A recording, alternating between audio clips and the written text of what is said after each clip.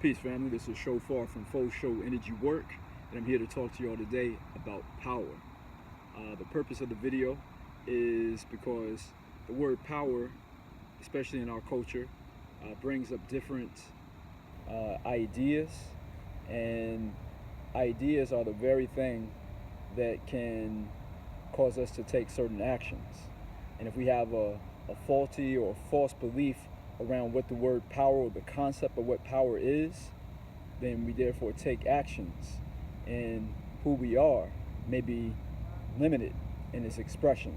So that's the purpose of the video, is for us to go and look a little deeper into what power is, into one of the most powerful things, in my opinion, that we can do as human beings on this planet Heart, is to continue to redefine and reevaluate these definitions and these ways of being. So, when we look at different areas of our life, the word power applies to it differently. Say, for instance, around sensuality or sexuality, a heterosexual man may look at power as how many women he can sleep with, and or the beauty of the women, the quote-unquote quality of the women, right? That may be power as it equates to his sensuality, whereas we look at a woman, maybe her sensuality, her power is her ability to draw in, based on her perceived self-beauty, and then also how her peers or other women look to her. Now, that's neither right nor wrong, but if we have false belief systems around these things, then again, it's going to limit us. So what we want to do is take a look into our ideas and concepts around power, so that it won't put restrictions on how our energy flows throughout our being and throughout our body, our ability to manifest and make room for what it is that we want. One thing to look at is, does our concept or our belief or our feelings around power align with who we really are? Does it align with the being that you are? In other words, does it align with your purpose? Because if we have a false belief around power and what it means to be powerful, and it does not align with who you are, in other words, if we're out here and it's like by any means necessary and cutthroat, and and let's get this money, let's get this paper, and if that's what we equate power to be, and that does not align with who you actually are, or who we actually are on this planet Heart, then we're going to see it throw off our ability to manifest. It's going to throw off our ability to be in harmonious relationships with ourselves and with others.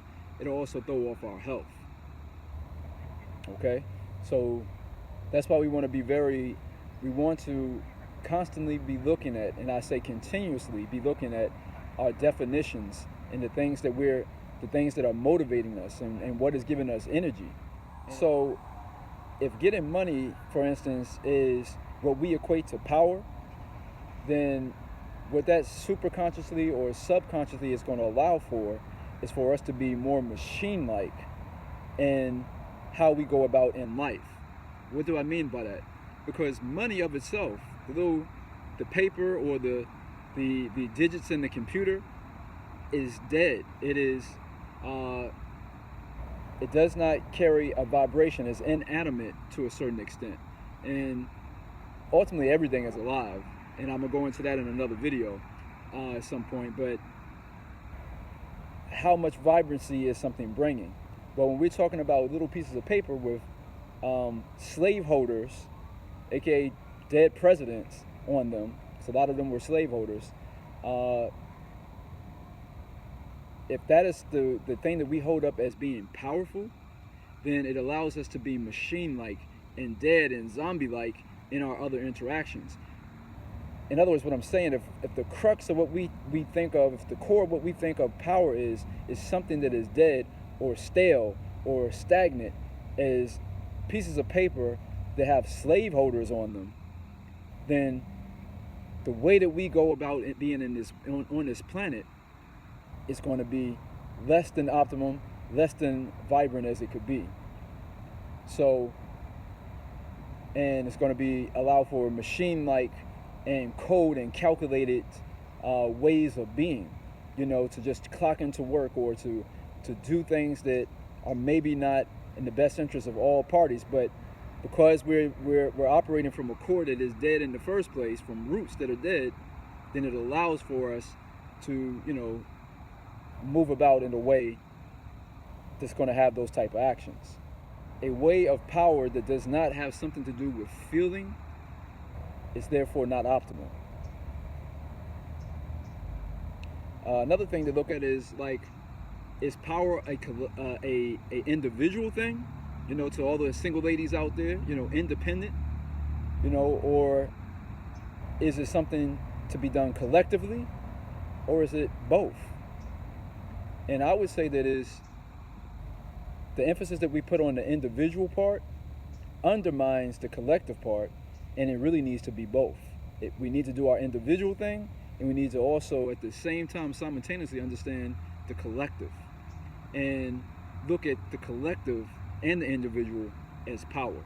What the individual does, he or she does to collect the collective, and what the collective does they do to affect the individual. Another thing about power, and this one really goes really deep, and I'm just going to go into it on a surface level here, but this is definitely something for us to think in our own, do introspection on and unpack on our own, is our sense of power coming from something outside of ourselves, meaning a God,